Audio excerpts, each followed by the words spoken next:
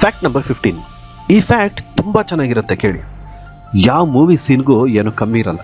ಹಾಗೆ ಇದು ರಿಯಲ್ ಆಗಿ ನಡೆದಿದ್ದ ಇನ್ಸಿಡೆಂಟ್. ಕ್ಲೈಮ್ಯಾಕ್ಸ್ ಮಾತ್ರ ನೆಕ್ಸ್ಟ್ ಲೆವೆಲ್. ಈ ಇನ್ಸಿಡೆಂಟ್ ನಡೆದಿದ್ದು 1979ರಲ್ಲಿ.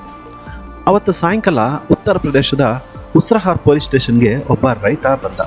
ನನ್ನ ಎತ್ತು ಕಳೆದೋಗಿದೆ ಅಂತ ಕಂಪ್ಲೇಂಟ್ ಕೊಡೋದಕ್ಕೆ ಬಂದಿದ್ದ. ಆದರೆ ಪೊಲೀಸರು ಸರಿ ವೇಟ್ ಮಾಡಿ ಅಂತ ಹೇಳಿದ್ರು. ಸ್ವಲ್ಪ ಹೊತ್ತಾದ್ಮೇಲೆ ಒಬ್ಬ ಕಾನ್ಸ್ಟೇಬಲ್ ಬಂದು ಇನ್ಸ್ಪೆಕ್ಟರ್ ಕರಿತಿದ್ದಾರೆ, ಒಳಗಡೆ ಬಾ ಅಂತ. ಸರಿ, ರೈತ ಒಳಗಡೆ ಹೋದ. ಇನ್ಸ್ಪೆಕ್ಟರ್ ಒಂದೆರಡು ಕ್ವಶನ್ಸ್ ಕೇಳಿ ಆ ರೈತನ್ನೇ ಬೈದು ಒಳಗೆ ಕಳಿಸ್ಬಿಟ್ರು. ಸರಿ, ಬೇಜಾರು ಮಾಡಿಕೊಂಡು ರೈತ ಹೊರಗಡೆ ಬಂದ. ಹಿಂದೆನೆ ಒಬ್ಬ ಕಾನ್ಸ್ಟೇಬಲ್ ಬಂದು ಬಾಬಾ ರಿಪೋರ್ಟ್ ಬರಿತೀನಿ, ಆದರೆ ಗೊತ್ತಲ್ಲ ಖರ್ಚಾಗತ್ತೆ, ಒಂದು 50 ರೂಪಾಯಿ ಕೊಡ್ತೀಯಾ ಅಂತ ಕೇಳ್ದ.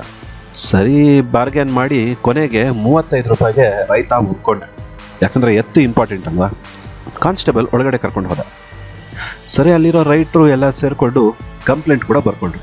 ಬರ್ದಾದ್ಮೇಲೆ ಬಾಬಾ ಮತ್ತೆ ಸೈನ್ ಹಾಕ್ತೀಯಾ ಅಥವಾ ಬೆರಳಚ್ಚ ಹಾಕ್ತೀಯಾ ಅಂದರು. ಆ ರೈತ ಸೈನ್ ಹಾಕ್ತೀನಿ ಅಂತ ಹೇಳ್ದ. ಸರಿ, ಪೇಪರ್ ಕೊಟ್ಟರು. ಆದರೆ ಆ ರೈತ ಪಕ್ಕದಲ್ಲಿರೋ ಇನ್ನೊಂದು ಪೇಪರ್ ತಗೊಂಡು ಅದ್ರ ಮೇಲೆ ಸೈನ್ ಹಾಕಿ ಜೇಬೊಳಗಡೆಯಿಂದ ಸೀಲ್ ತೆಗೆದು ಆ ಪೇಪರ್ ಮೇಲೆ ಒದ್ದ. ಇದೇನಪ್ಪ, ಈ ರೈತ ಯಾಕೋ ವಿಚಿತ್ರವಾಗಿದ್ದಾನೆ ಅಂತ ಆ ಪೇಪರ್ ಮೇಲಿರೋ ಸೈನ್ನ ನೋಡಿ ಅವರೆಲ್ಲ ದಂಗಾಗೋದ್ರು. ಯಾಕಂದರೆ ಅದು ಆಗಿನ ಭಾರತದ ಪ್ರಧಾನಮಂತ್ರಿ ಚೌಧರಿ ಚರಣ್ ಸಿಂಗ್ ಅವರು.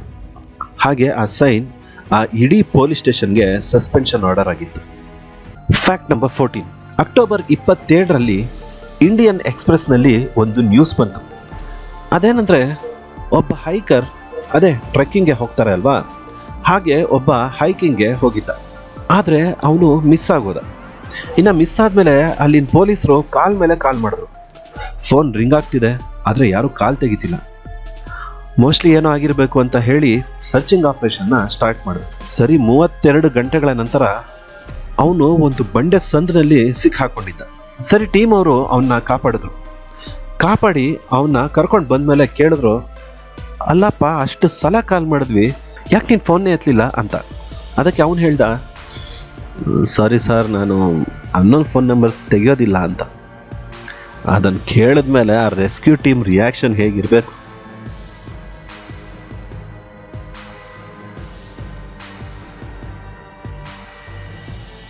ಸುಮ್ಮನೆ ತಮಾಷೆ ಮಾಡಿದೆ, ಅವ್ರು ಹಾಗೇನೂ ಮಾಡಲಿಲ್ಲ, ಸಿಕ್ಕಿದ್ದಕ್ಕೆ ಖುಷಿ ಆದರು. ಇನ್ನು ನಿಮ್ಮ ಫ್ರೆಂಡ್ಸ್ನ ಇಷ್ಟಲ್ಲೂ ಇಂಥ ಆ್ಯಟಿಟ್ಯೂಡ್ ಇರೋರು ಇದ್ದೇ ಇರ್ತಾರೆ, ಅವ್ರನ್ನ ಟ್ಯಾಗ್ ಮಾಡಿ. ಇನ್ನು 16ನೇ ಶತಮಾನದಲ್ಲೇ ಚಂದ್ರನ ಮೇಲೆ ಹೋದ ವ್ಯಕ್ತಿ ಅಷ್ಟೇ ಅಲ್ಲ, 240 ಕಿಲೋಮೀಟರ್ ಚೇಸ್ ಮಾಡಿ ಹಿಡಿದ ಕಿಡ್ನ್ಯಾಪರ್ನ ಕೇಸು. ಇನ್ನೂ ಇಂಥ 15 ಅಮೇಝಿಂಗ್ ಫ್ಯಾಕ್ಟ್ಸ್ನ ನಿಮಗೋಸ್ಕರ ನಾನು ಇವತ್ತು ತೊಗೊಂಬಂದಿದ್ದೀನಿ. ಅದರಲ್ಲೂ ಕಿಡ್ನ್ಯಾಪಿಂಗ್ ಸ್ಟೋರಿಯಲ್ಲಿರೋ ಕ್ಲೈಮ್ಯಾಕ್ಸ್ ಅಂತೂ ಸೂಪರ್ ಆಗಿರುತ್ತೆ. ಅದನ್ನು ಮಾತ್ರ ಮಿಸ್ ಮಾಡ್ಕೊಳ್ಳೇಬೇಡಿ. ಅದನ್ನು ನೋಡೋಕ್ಕೂ ಮುಂಚೆ ನೀವಿನ್ನೂ ನಮ್ಮ ಚಾನಲ್ನ ಸಬ್ಸ್ಕ್ರೈಬ್ ಮಾಡ್ಕೊಂಡಿಲ್ಲ ಅಂದರೆ ಈ ಕೂಡಲೇ ಸಬ್ಸ್ಕ್ರೈಬ್ ಮಾಡ್ಕೊಳ್ಳಿ. ಹಾಗೆ ಪಕ್ಕದಲ್ಲಿ ಕಾಣ್ತಿರೋ ಬೆಲ್ ಐಕಾನ್ನ ಕ್ಲಿಕ್ ಮಾಡಿ ನಾನು ಮುಂದೆ ಅಪ್ಲೋಡ್ ಮಾಡೋ ವಿಡಿಯೋನ ನೋಟಿಫಿಕೇಶನ್ ಪಡ್ಕೊಳ್ಳಿ. Fact number 13. 16th ಸೆಂಚುರಿನಲ್ಲಿ ಚೈನಾದಲ್ಲಿ ವ್ಯಾನ್ ಹೂ ಅನ್ನೋ ಒಬ್ಬ ಗೌರ್ಮೆಂಟ್ ಅಫಿಷಿಯಲ್ ಇದ್ದ. ಅಂದರೆ ಗೌರ್ಮೆಂಟ್ ಅಂದರೆ ಈಗಿನ ಗೌರ್ಮೆಂಟ್ ಅಲ್ಲ, ರಾಜನ್ ಹತ್ರ ಕೆಲಸ ಮಾಡ್ತಿದ್ದ ಒಬ್ಬ ದೊಡ್ಡ ಅಧಿಕಾರಿ. ಅವ್ರಿಗೆ ಚಂದ್ರ ಅಂದರೆ ತುಂಬ ಇಷ್ಟ. ಚಂದ್ರನ ಮೇಲೆ ಹೋಗಬೇಕು ಅನ್ನೋ ಮಹದಾಸೆ ಇತ್ತು ಆತನಿಗೆ. ಆದರೆ ನಿಮಗೆ ಗೊತ್ತಲ್ವಾ, ಆಗಿನ ಕಾಲದಲ್ಲಿ ಈಗಿರೋ ಹಾಗೆ ಯಾವುದೇ ವ್ಯವಸ್ಥೆ ಇರಲಿಲ್ಲ. ಆದರೂ ಚಂದ್ರನ ಮೇಲೆ ಹೇಗಾದರೂ ಹೋಗಲೇಬೇಕು ಅಂತ ತೀರ್ಮಾನ ಮಾಡೇ ಬಿಟ್ಟ. ಅದಕ್ಕೆ ಒಂದು ದೊಡ್ಡ ಬ್ಯಾಂಬೂ ಚೇರ್ನ ಸಿದ್ಧ ಮಾಡಿ 47 ಗನ್ ಪೌಡರ್ಗಳು ತುಂಬಿರೋ ರಾಕೆಟ್ಗಳನ್ನು ಅದಕ್ಕೆ ಕಟ್ಟಿ ಅವನೇ ಒಂದು ರಾಕೆಟ್ನ ಸಿದ್ಧ ಮಾಡ್ಕೊಂಡ. ಇನ್ನು ಅವ್ರ ಸರ್ವೆಂಟ್ಸ್ನ ಕರೆದು ಅದನ್ನ ಅಣಿಸೋದಕ್ಕೆ ಹೇಳ್ದ. ದೊಡ್ಡ ಅಧಿಕಾರಿ ಅಲ್ವಾ, ಏನು ಹೇಳಕ್ಕಾಗದೆ ಅವರು ಕೂಡ ಅದನ್ನ ಅಣಿಸಿದ್ರು. ದೊಡ್ಡ ಬ್ಲಾಸ್ಟ್, ಒಂದೇ ಹೊಗೆ. ಆ ಹೊಗೆ ಕ್ಲಿಯರ್ ಆದಮೇಲೆ ಅಲ್ಲಿ ಚೇರು ಇರಲಿಲ್ಲ, ವ್ಯಾನ್ ಹೂನು ಇರಲಿಲ್ಲ. ಅಲ್ಲಿರೋ ಕೆಲವ್ರಿಗೆ ಆಗಾಗಲೇ ಗೊತ್ತಾಗೋಯ್ತು ಆ ಬ್ಲಾಸ್ಟಲ್ಲಿ ಆ ವ್ಯಕ್ತಿ ಸತ್ ಹೋದ ಅಂತ. ಆದರೆ ಕೆಲವರು ಇಲ್ಲ ಅವನು ನಿಜವಾಗ್ಲೂ ಚಂದ್ರನ ಮೇಲೆ ಹೋಗೇ ಬಿಟ್ಟ ಅಂತ ನಂಬಕ್ಕೆ ಶುರು ಮಾಡಿದ್ರು. ಇನ್ನೂ ಅವ್ರು ಚಂದ್ರನ ಮೇಲೆ ಹೋದ್ರು ಅಂತ ನಂಬೋರು ಇವಾಗಲೂ ಇದ್ದಾರೆ. ಕೆಲವು ಬುಕ್ಗಳಲ್ಲಿ ಅವ್ರನ್ನೇ ಫಸ್ಟ್ ಆಸ್ಟ್ರೋನೆಟ್ ಅಂತ ಕೂಡ ಮೆನ್ಷನ್ ಮಾಡಿದ್ದಾರೆ. ಅದಕ್ಕೆ ಅವ್ರ ಜ್ಞಾಪಕಾರ್ಥವಾಗಿ ಚಂದ್ರನ ಮೇಲೆ ನಮ್ಮ ಭೂಮಿಯಿಂದ ನೋಡೋಕ್ಕಾಗದೇ ಇರೋ ಚಂದ್ರನ ಕುಳಿಗಳಿಗೆ ವ್ಯಾನ್ ಹೂ ಕ್ರೇಟರ್ ಅಂತಾನೆ ಹೆಸರಿಟ್ಟಿದ್ದಾರೆ. Fact number 12.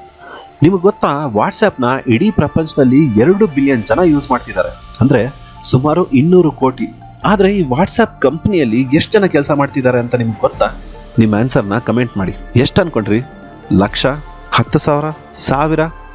ಅಲ್ಲ, ಬರೀ 50 ಜನ.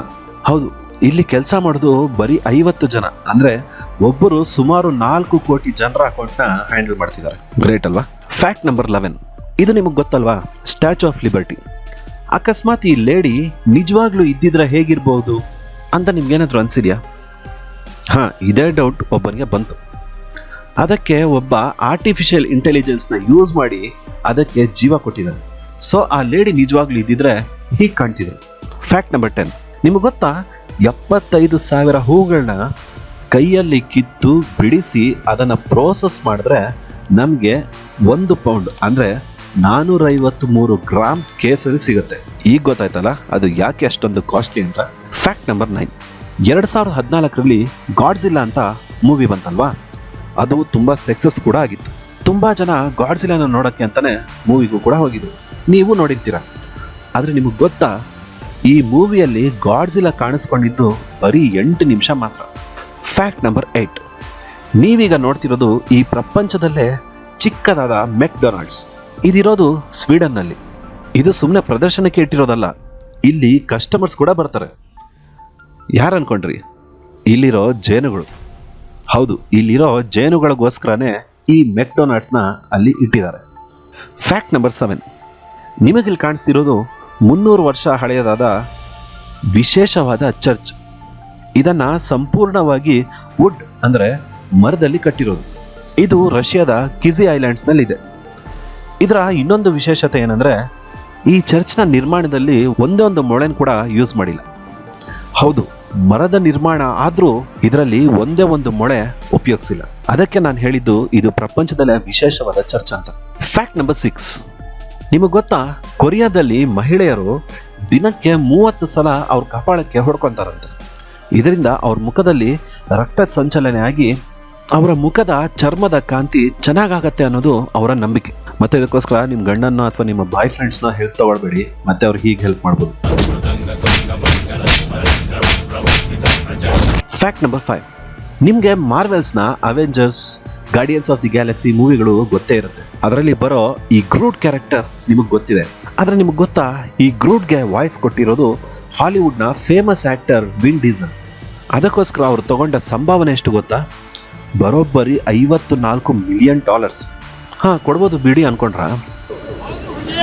ಅದರಲ್ಲಿ ಗ್ರೂಟ್ ಮಾತಾಡೋದು ಒಂದೇ ಒಂದು ಮಾತು, ಅದು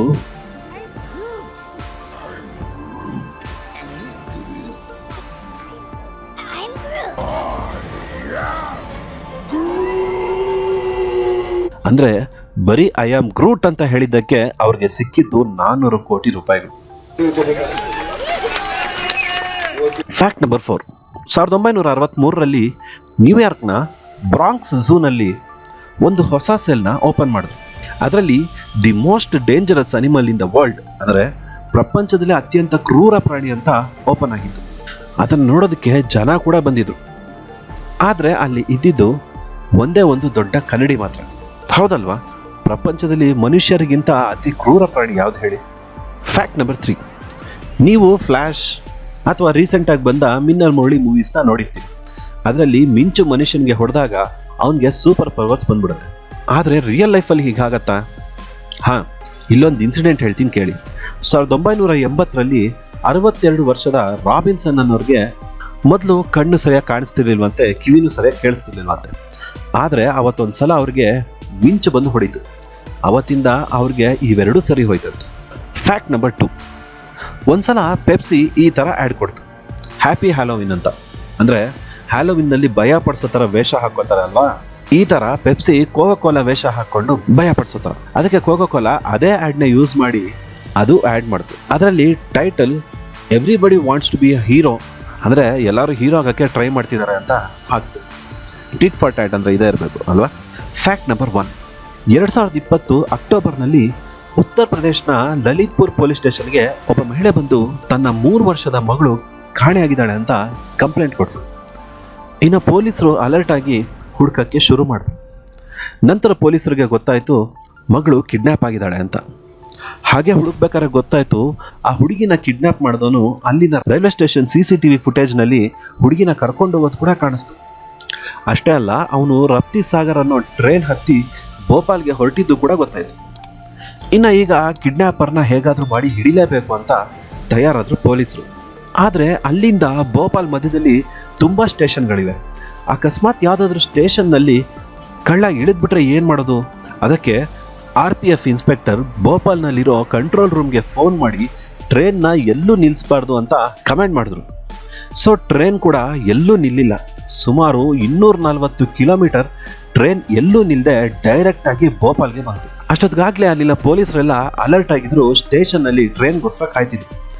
ಟ್ರೈನ್ ಬಂದು ನಿಂತಿದ್ದ ತಡ ಪೊಲೀಸರು ಆ ಟ್ರೈನ್ನ ಸುತ್ತುವರೆದು ಆ ಕಳ್ಳನ್ನ ಅರೆಸ್ಟ್ ಕೂಡ ಮಾಡಿಬಿಟ್ರು. ಹಾಗೆ ಮಗುನ್ ಕೂಡ ಕಾಪಾಡಿದ್ರು. ಹಾಗೆ ಅವ್ರಿಗೆ ಮೆಡಲ್ಲು, ಪ್ರಮೋಷನ್ನು ಏನೂ ಸಿಗ್ಲಿಲ್ಲ. ಬರೀ ಇಂಥದೆಯ. ಆಕ್ಚುಲಿ ಈ ಕತೆಗೆ ಇನ್ನೊಂದು ಆಂಗಲ್ ಇದೆ, ಅದನ್ನು ಹೇಳ್ತೀನಿ ಕೇಳಿ. ಅಲ್ಲಾಗಿದ್ದೇನು ಅಂದ್ರೆ, ಈ ಮಗುನ ಅಪ್ಪ ಅಮ್ಮ ಇಬ್ರಿಗೂ ಒಂದು ದೊಡ್ಡ ಜಗಳ ಆಯ್ತು. ಜಗಳ ಆದ್ಮೇಲೆ ಅಪ್ಪ ಮಗಳನ್ನ ಕರ್ಕೊಂಡು ಮನೆ ಬಿಟ್ಟು ಹೊರಟ. ಇದರಿಂದ ಕೋಪಗೊಂಡ ತಾಯಿ, ನೀನು ಬುದ್ಧಿ ಕಲಿಸ್ತೀನಿ ಅಂತ ಹೇಳಿ ಪೊಲೀಸ್ ಸ್ಟೇಷನ್ಗೆ ಹೋಗಿ ಹೀಗೆ ಮಿಸ್ಸಿಂಗ್ ಕಂಪ್ಲೇಂಟ್ ಕೊಟ್ಟಿದ್ಲು. ಅಂದ್ರೆ ಮಗಳು ತಂದೆ ಜೊತೆ ಹೋಗ್ತಿದಾರೆ ಅಂತ ಗೊತ್ತಿದ್ರು ಬೇಕಂತ ಪೊಲೀಸ್ ಹಿಡೀಲಿ ಅಂತ ಹೀಗೆ ಕಂಪ್ಲೇಂಟ್ ಕೊಟ್ಟಿದ್ಲು. ಪಾಪ ಈ ವಿಷಯ ಗೊತ್ತಿಲ್ಲದ ಪೊಲೀಸರು ಇಷ್ಟೆಲ್ಲ ಚೇಸಿಂಗು, ಟ್ರೈನು ಇವೆಲ್ಲ ಸೀನ್ಗಳು ಮಾಡ್ಬಿಟ್ರು. ವಿಷಯ ಗೊತ್ತಾದ್ಮೇಲೆ ಆ ಪೊಲೀಸರ ರಿಯಾಕ್ಷನ್ ಏನು? I am resigning my job. Agni, Sir, calm down. I am extremely sorry. Calm down, Agni. Calm down. ಅದಿರ್ಲಿ, ಪಾಪ ಮಧ್ಯದಲ್ಲಿ ಬಂದ ಸ್ಟೇಷನ್ಗಳಲ್ಲಿ ಹತ್ತೋರು ಇಳಿಯೋರು ಇರ್ತಾರಲ್ವಾ, ಮತ್ತೆ ಅವ್ರ ಪರಿಸ್ಥಿತಿ ಏನು?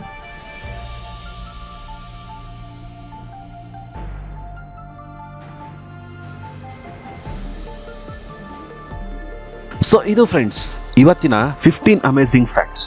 ಕೊನೆ ತನಕ ಈ ವಿಡಿಯೋನ ನೋಡಿದೀರಾ ಅಂದ್ರೆ ನಿಮ್ಗೆ ಈ ವಿಡಿಯೋ ಇಷ್ಟ ಆಗೇ ಇರುತ್ತೆ. ಸೊ ಈ ವಿಡಿಯೋಗೆ ಒಂದು ಲೈಕ್ ಕೊಡಿ. ಇದರಿಂದ ಈ ವಿಡಿಯೋ ಇನ್ನಷ್ಟು ಹೆಚ್ಚಿನ ಜನಕ್ಕೆ ತಲುಪೋದಕ್ಕೆ ಸಹಾಯ ಆಗುತ್ತೆ. ಹಾಗೆ ಈ ವಿಡಿಯೋನ ನಿಮ್ಮ ಸ್ನೇಹಿತರಿಗೆ ಶೇರ್ ಮಾಡಿ, ನಮ್ಮ ಚಾನೆಲ್ ಬಗ್ಗೆ ತಿಳಿಸಿ. ಹಾಗೆ ಈ 15 ಫ್ಯಾಕ್ಟ್ಸ್ನಲ್ಲಿ ನಿಮಗೆ ಯಾವುದು ತುಂಬ ಇಷ್ಟ ಆಯಿತು ಅನ್ನೋದನ್ನು ಕೂಡ ಕಮೆಂಟ್ ಮಾಡಿ. ಸೊ ಲೈಕ್, ಕಮೆಂಟ್, ಶೇರ್ ಮಾಡ್ತೀರಾ ಅಂತ ಆಶಿಸ್ತಾ ಈ ವಿಡಿಯೋನ ಇಲ್ಲಿಗೆ ಮುಗಿಸ್ತಾ ಇದ್ದೀನಿ. ಮತ್ತೆ ಸಿಗ್ತೀನಿ ಮುಂದಿನ ವಿಡಿಯೋದಲ್ಲಿ. ಅಲ್ಲಿ ತನಕ ನಗ್ತಾ ಇರಿ, ನಗಿಸ್ತಾ ಇರಿ, ಆರಾಮಾಗಿರಿ. ನಮ್ಮ ಚಾನೆಲ್ನ ಸಬ್ಸ್ಕ್ರೈಬ್ ಮಾಡೋದು ಮಾತ್ರ ಮರಿಬೇಡಿ.